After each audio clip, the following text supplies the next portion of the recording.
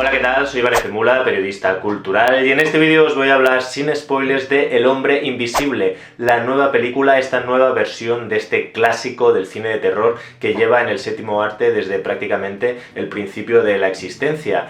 Prácticamente ya un mito que, sin embargo, no se ha explorado tantas veces como Drácula, Frankenstein o El hombre lobo, y que sorprendentemente han conseguido hacer para ser el año 2020 una nueva película, cosa que desgraciadamente me sorprende. Quiero decir que no se hacen muy buenos remakes últimamente, ¿verdad?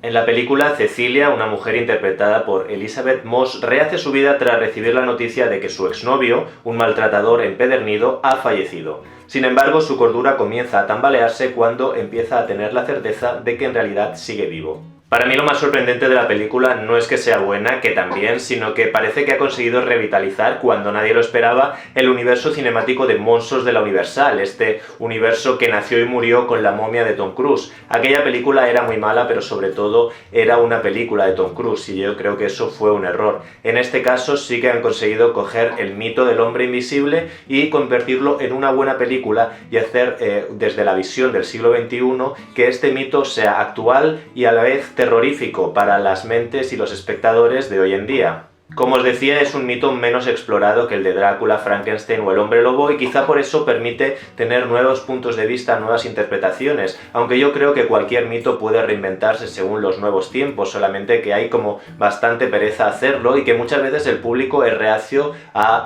recibir cosas nuevas, ¿no? El público suele esperar siempre más de lo mismo, así que a veces culpamos a los productores y a las multinacionales cuando en realidad a veces la culpa es del público y también de los tuiteros, por qué no decirlo. Para mí lo más interesante de la película, y probablemente el mérito está en el guión, es cómo cambia el punto de vista, y ya que el hombre invisible es el monstruo de la película, pues vamos a contar una película de terror desde el punto de vista de la víctima, haciéndola ella la protagonista y la heroína. Por lo tanto, la película no va sobre el hombre invisible, sino sobre la mujer del hombre invisible, algo muy contemporáneo, muy moderno, muy necesario y al mismo tiempo muy refrescante. De manera que, como decía la sinopsis, la protagonista es ella, la exmujer de un hombre que la ha maltratado, un tipo violento y perturbado, de la que ella intenta huir, y en el momento en que se le da por muerto, esto es simplemente el punto de partida, ella cree que se ha librado de él, pero de pronto empieza a notar su presencia y se empieza a manifestar de diferentes maneras.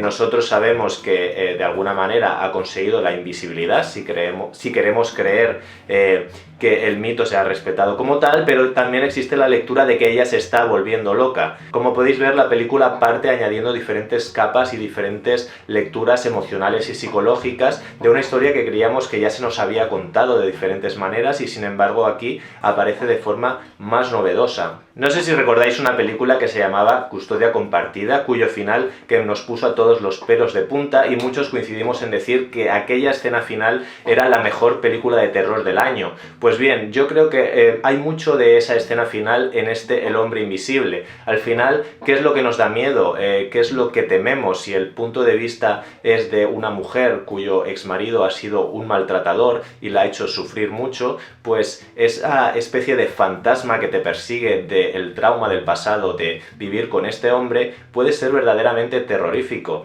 y la película consigue que verdaderamente empatices con la protagonista y sufras el mismo terror que sufre ella, mezclando elementos de ciencia ficción, fantasía, elementos fantásticos, digamos, con elementos de un verdadero drama. Hay algo que nunca me canso de decir, y creo que eso funciona siempre a la perfección. Detrás de una buena película de terror siempre hay un buen drama, y cuando el drama funciona, la película de terror siempre es mejor. Elisabeth Moss es una actriz espectacular y lo ha demostrado en diferentes ocasiones. En concreto, en esta película está espectacular. Solo decir que a veces creo que se pasan un poco con el sufrimiento. A veces me da la sensación de que a esta actriz le gusta tanto sufrir que parece que apunte notas en el guión diciendo: bueno, en esta escena me tenéis que putear un poco más porque quiero sufrir un poquito más. Parece que mi personaje no sufre lo suficiente. Hay algo de pornografía del sufrimiento en esta película. Para ciertos espectadores esto puede resultar un poco desagradable, incluso puede ser más desagradable que el propio terror o la propia sangre, el sufrimiento de una persona inocente. Sin embargo, creo que tanto la interpretación de ella como la dirección está hecha con un cierto buen gusto, y esto puede hacer que la película se eleve en cierta manera por encima de estos trucos un poquito sensacionalistas, por decirlo de alguna manera. En este sentido, la película tiene muchos giros, quizá demasiados, esto no lo sabría valorar, hay gente que los disfruta mucho, a mí algunos me impactaron y me sorprendieron bastante, cosa que es bueno en una película, la hacen más original, que consiga ser sorprendente sin ser realmente demasiado tramposa. La película consiguió incluso que en una escena en concreto, más o menos hacia la mitad del metraje, yo gritara ¡no!, porque no me podía creer lo que estaba viendo, porque no esperaba para nada que eso sucediera, y era realmente una muy mala noticia para la protagonista, y yo lo pasé fatal en ese momento.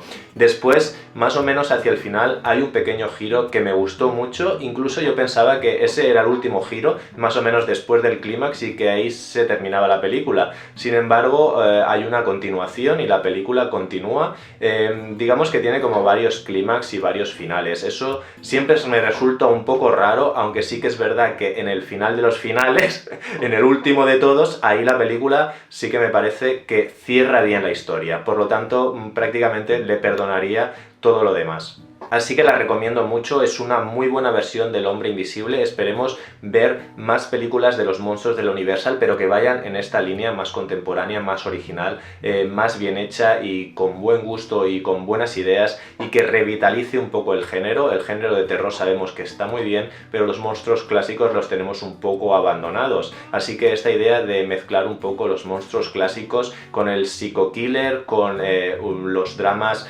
contemporáneos, creo que está muy bien, y si tiene además ese toque femenino, algo muy típico del cine de terror, por otro lado, me parece que es un concepto excelente. Por todo esto, a esta película le voy a dar un 7,8.